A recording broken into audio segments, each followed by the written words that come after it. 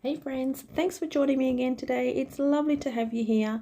I have another embossing folder technique for you today, and this little technique is the most simplest, easiest technique, and it's quite often one that we kind of forget about. And it's also a great way of using up some of your pattern papers. So I'm going to create 4 cards today, but I'm just going to create one on camera and I'll show you the rest of them at the end. This is so simple. All I'm doing here is picking out some of these pattern papers, and these pattern papers are more patterned in the way that they don't have strong florals on them or prints on them. They're like a background paper, I guess. They've got some beautiful washes on them. Some have got like gold foil look. Some are watercolored. So I'm just going to pick out 4 sheets here. And like I said, this is super easy. Anybody can do this.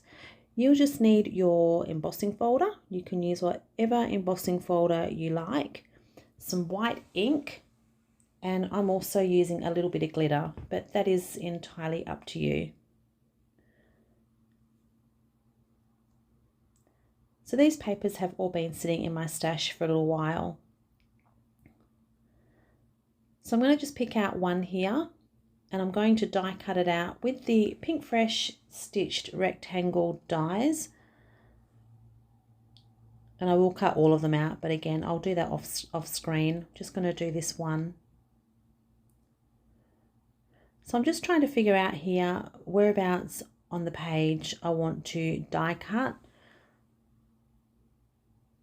And you're going to see, I think I do turn this around so that it is more portrait. I wanted that little lacy bit at the bottom.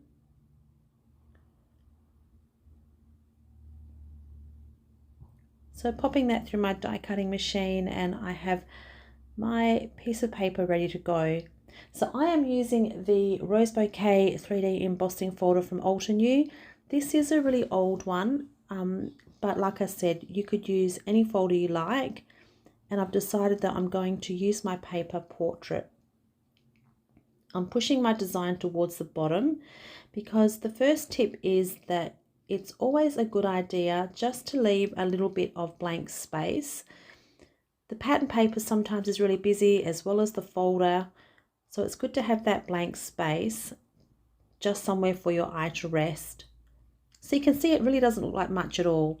This white ink is going to make everything pop.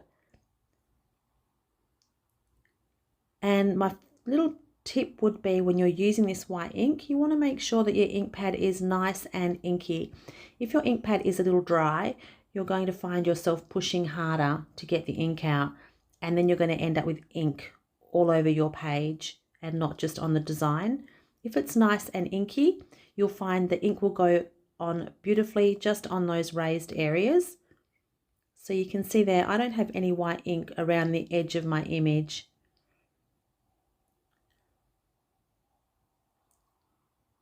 So this white pigment ink is on quite thick. So I thought what I would try is to add a little bit of glitter, just for a bit of sparkle.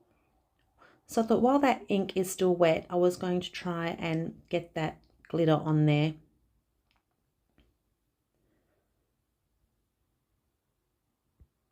So you don't need to use the glitter at all. This looks great just with white ink over the top. And it doesn't matter what pattern paper you use, it always wows, it never fails. It's just a really good way of doing a quick card and knowing that it's going to be perfect.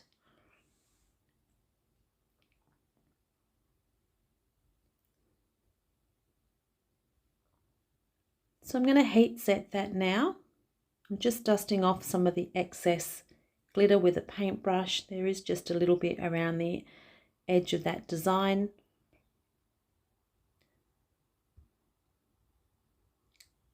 But I am going to try and heat set that. I would suggest when you're doing this, the white pigment ink does take a little while to dry, so I would actually pop it aside for it to dry completely before you start sticking these onto your card bases and adding your sentiments and embellishments. So I've heat set that now. Again, I'm just tidying up around the edges. And then I'm going to add some hairspray just to fix that glitter. So this is just cheap old hairspray. I would suggest that you do it in a ventilated area, but that's just going to help stick my glitter down. And now I'm just adding that onto my card base. So quick, so easy, and so effective.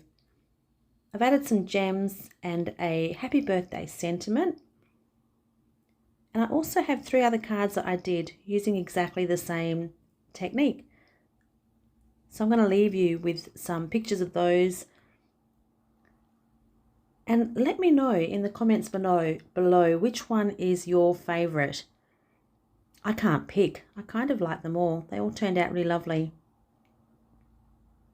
I think this one might be my favourite. Anyway, thank you everybody for your beautiful comments. I try and get back to every one of you. I read every single one of them. They are much appreciated.